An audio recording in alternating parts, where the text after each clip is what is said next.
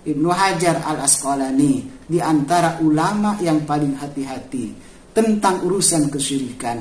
Tentu kalau saya bertanya kepada ayah saya, kepada Imam Ahmad bin Hambal, tentang seorang laki-laki yang mengusap-ngusap mimbar Rasulullah. Di antara bentuk kesyirikan adalah at-tabarruk, melahap berkah kepada suatu benda atau jasad manusia tanpa dalil yang dibenarkan dalam syariat ini.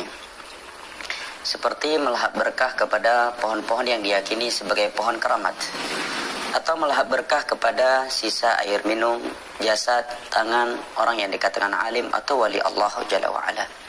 Dan itu merupakan salah satu kebiasaan kaum musyrikin di masa Nabi sallallahu alaihi wasallam. Allah berfirman di dalam surat An-Najm ayat ke-19, afara'aitumul Lata wal Uzza. Mereka iktikaf di bawah pohon tersebut dan menggantungkan senjata-senjata mereka di pohon tersebut. Tujuannya untuk melahap berkah atau menjadikannya sebagai perantara antara mereka dengan Allah dalam memperoleh berkah.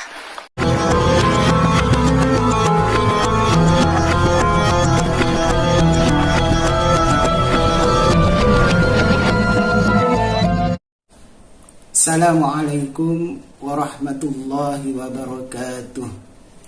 Bismillahirrahmanirrahim. Alhamdulillahi rabbil alamin. Allahumma salli wa sallim ala sayyidina Muhammad wa ala alihi wa sahbihi ajma'in, amma ba'du. Saudara-saudaraku kaum muslimin wal muslimat, semoga selalu mendapatkan curahan rahmat dan nikmat Allah Subhanahu wa taala. Semoga selalu semangat di dalam beribadah kepada Allah Subhanahu wa taala. Berkenaan dengan tabarruk yang telah disampaikan oleh Ustadz Farhan Abu Furaihan, beliau menyampaikan bahwa tabarruk itu hukumnya adalah menuju kesyirikan kepada Allah Subhanahu wa taala. Suatu pelantara, wasilah menuju syirik kepada Allah Subhanahu wa taala. Tabarruk itu sebenarnya menginginkan keberkahan, berharap tentang berkah, bisa melalui orang yang soleh, orang-orang yang dekat kepada Allah, atau athar, sisa-sisa dari orang-orang yang soleh. Maka menurut Ustadz Farhan, tabarruk itu hukumnya adalah haram karena menuju kesyirikan kepada Allah Subhanahu wa taala.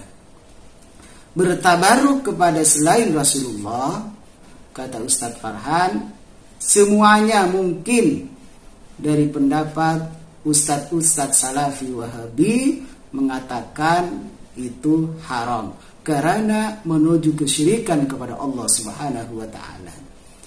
Apa dasar yang digunakan atau apa dalil dari Ustadz Farhan itu?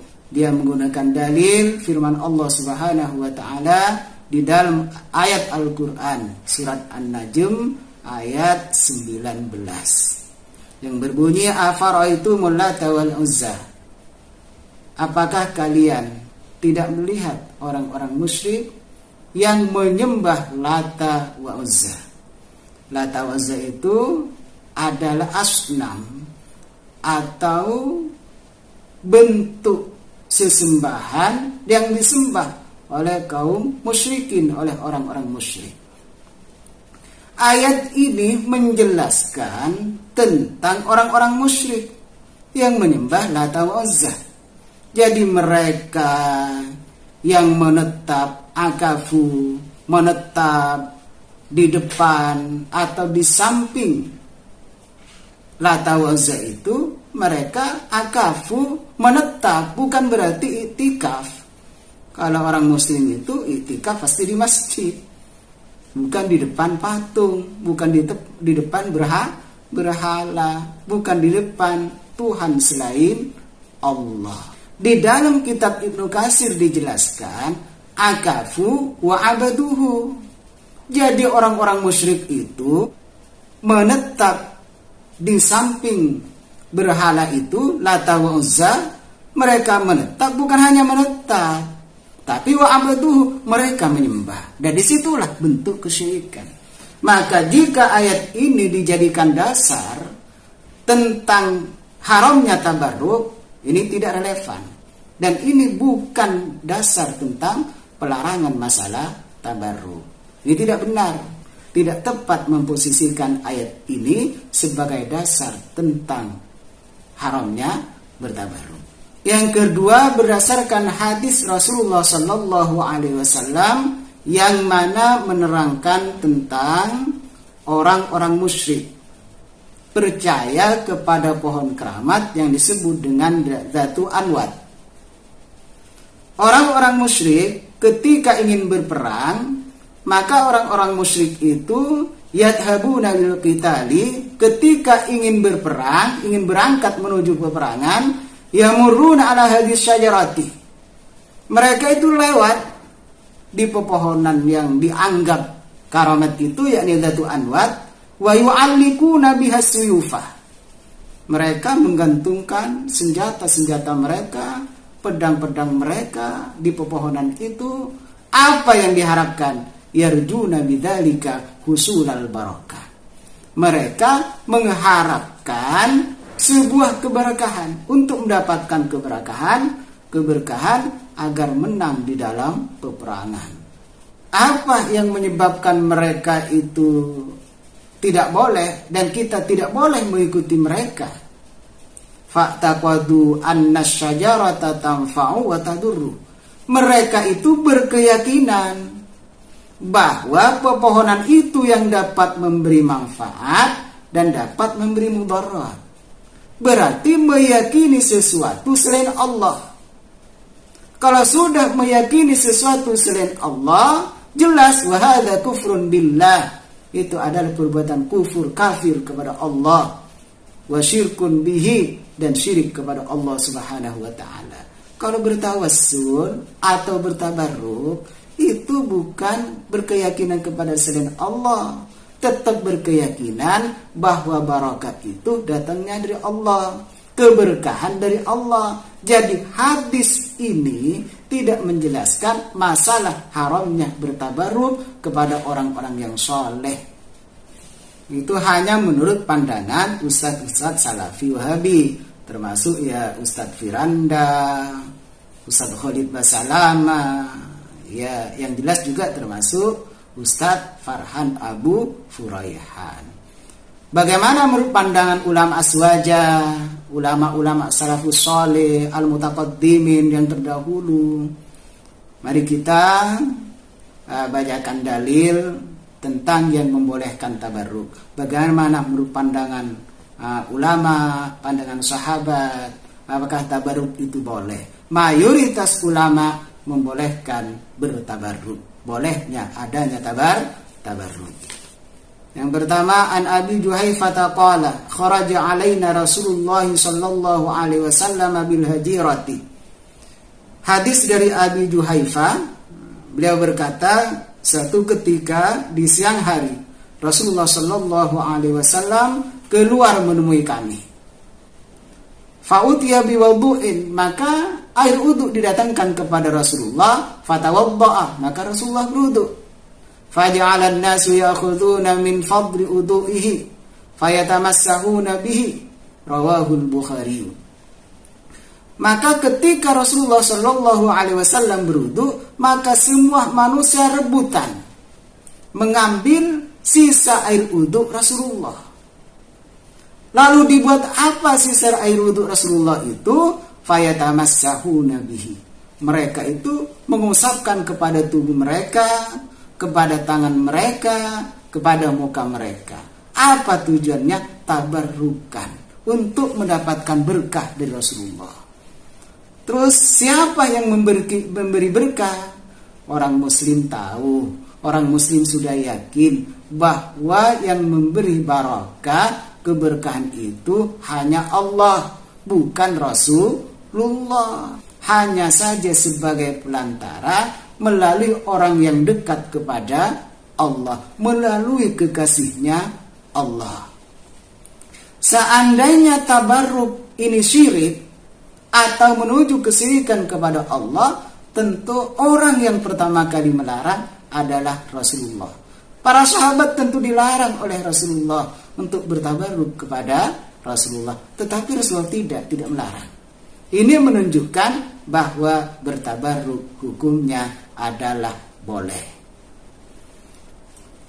Terus bagaimana pandangan ulama salaf, ulama Syafi'iyah tentang masalah bertabarruk, tentang masalah hadis ini? Maka Imam An-Nawawi berkata, fihi at-tabarruku bi atharis sholihina. Di dalam hadis ini menjelaskan tentang bolehnya bertabarruk, ngalap berkah, mengharap keberkahan dengan athar orang-orang yang soleh, bekas-bekas orang yang soleh. Wastimali tuhurihim, dan bolehnya bertabarruk dengan menggunakan atau memakai sisa-sisa suci dari mereka. Sisa-sisa mereka bersuci itu digunakan, itu boleh dengan harapan untuk bertabarruk, mendapatkan berkah. Wa ta'amihim wa syarabihim wa libasihim, bahkan boleh menggunakan, memakai sisa makanan mereka, makan sisa makanan mereka, makan atau minum sisa minuman mereka, dan memakai sisa pakaian mereka. Tujuannya apa? Tabarrukan, untuk bertabarruk. Dijelaskan dalam kitab Syarh Muslim Shahifah 279 juz 4. Seandainya bertabarruk kepada orang-orang yang soleh, bertabarruk dengan sisa-sisa makanan orang yang soleh, bertabarruk dengan pakaian, sisa pakaian orang-orang yang soleh, tidak boleh. Tentu Imam Nawawi juga melarang. Ternyata Imam Nawawi membolehkan adanya tabarruk kepada orang-orang yang soleh. An Ibnu Umar anna Rasulullah sallallahu alaihi wasallam, dari Ibnu Umar bahwa Rasulullah sallallahu alaihi wasallam ittakhadha khatamatan min fiddatin. Rasulullah memakai cincin dari perak. Maka juga saya memakai cincin. Ittiba, itu artinya mengikuti sunnah Rasul. Fala bisal khatama ba'dan Nabi sallallahu alaihi wasallam Abu Bakrin thumma Umaru thumma Utsmanu. Rawahul Bukhari. Setelah Rasulullah juga Sayyidina Abu Bakar, Sayyidina Umar, Sayyidina Utsman, mereka semua memakai cincin. Maka kalau bertabarruk dengan memakai cincin tidak boleh, tentu mereka juga tidak menggunakan. Mereka tidak mengamalkan. Hadis diriwayatkan oleh Imam Al-Bukhari. Ini dari sahabat Rasulullah. Qala Ibnu Hajar Al-Asqalani berkata dalam kitab Fathul Bari, wa fihi istimalu asarus solihina, di dalam hadis yang disampaikan oleh Abi Juhaifah yang menjelaskan tentang sisa air wudhu Rasulullah, para sahabat rebutan, manusia rebutan semuanya untuk mendapatkan barakah, tabarukan. Di dalam hadis itu wa fi isti'malu asari sholihina wa libasi malabisim ala jihati tabarruki, menjelaskan tentang bolehnya bertabarruk dengan memakai atau menggunakan sisa orang-orang yang soleh atau bekas-bekas orang-orang yang soleh dari pakaian mereka. Atas tujuan apa? Ala jihati tabarruki, atas jalan mengharapkan tabarruk, mengharapkan barakah. Ibnu Hajar Al-Asqalani di antara ulama yang paling hati-hati tentang urusan kesyirikan. Tentu kalau ini adalah hal yang syirik, beliau juga akan melarang. An Anasin qala, dari Anas bin Malik, beliau berkata, beliau termasuk salah satu sahabat Rasulullah. Lamma rama Rasulullah sallallahu alaihi wasallam, ketika Rasulullah melempar jumrah, wa halaqa, Rasulullah mencukur rambutnya. Kemudian Rasulullah mencukur rambutnya. Da'a Aba Talhata, maka Rasulullah memanggil Abu Talha. Fa'aqahu Abu Talhata, maka sisa rambut dari cukuran Rasulullah Sallallahu Alaihi Wasallam maka diberikan kepada Abu Talha. Faqala iksimhu bainan nas. Maka Rasulullah berkata kepada Abu Talha, wahai Abu Talha, berikan sisa rambut ini di antara manusia. Kepada semua manusia, berikan rambut ini. Rawahu Muslimun. Ini hadis yang sahih, diriwayatkan oleh Imam Muslim. Ini menunjukkan bolehnya tabarruk. Seandainya tabarruk menuju kesyirikan, tentu Rasulullah tidak akan memberikan hadiah rambutnya kepada orang-orang yang membutuhkan, kepada para sahabat. Qala Asy-Syaukani, Imam Asy-Syaukani juga berkata, fihi masyru'iyatut tabarruki bi syar'i ahlil fadli wa nahwihi. Di dalam hadis tersebut juga menjelaskan disyariatkannya tentang bertabarruk dengan rambut orang yang punya kemuliaan, orang yang punya keutamaan.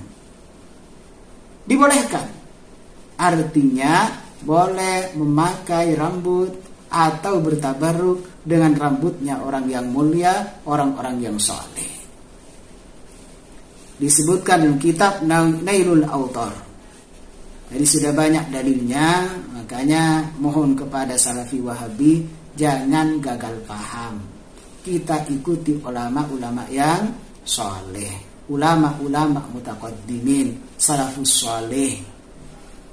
Jadi kita berupaya mengikuti mayoritas pendapat ulama, yang lebih utama adalah ulama-ulama mutaqaddimin.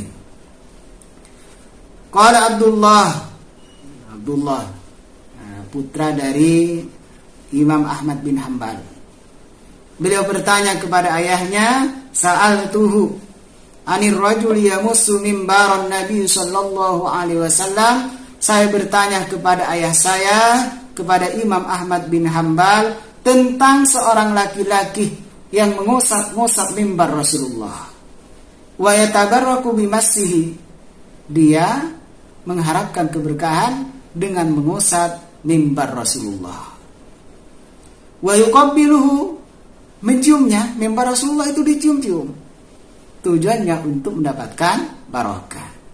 Wa yaf'alu bil qabri misla dzalika, dan juga seperti itu perbuatannya kepada kuburan. Au nahwa hadza, atau hal yang sama dengan ini, yuridu bidzalika taqarruba ila Allah azza wa jalla.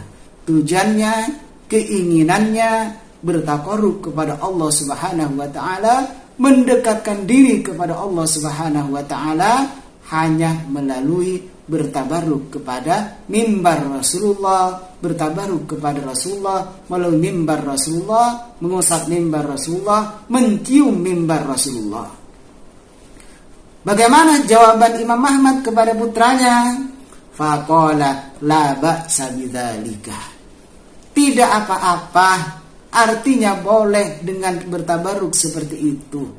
Tidak ada larangan, kata Imam Ahmad. Dijelaskan di dalam kitab Al-Ilalu wa Ma'rifatur Rijal, juz 1 sahifah 199. Ayuhal ikhwan rahimakumullah, ala kulli hal, mayoritas ulama, terutama salafus saleh, ulama al-mutaqaddimin, membolehkan tentang adanya tabarruk. Hanya sebagian kecil ulama yang tidak membolehkan adanya tabarruk. Mungkin ini yang dapat saya sampaikan. Terima kasih atas perhatiannya. Akhiran, wassalamualaikum warahmatullahi wabarakatuh.